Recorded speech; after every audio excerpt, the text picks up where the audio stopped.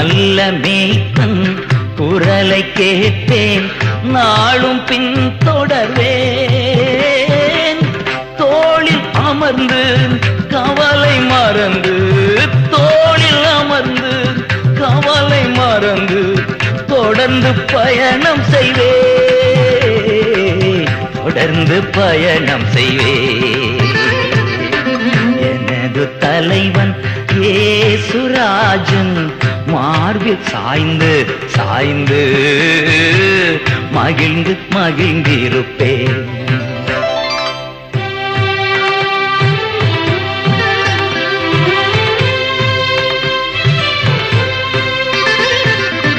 பசும்புல் மேய்ச்சல் அமர்ந்த தண்ணீர் அழைத்து செல்பவரே,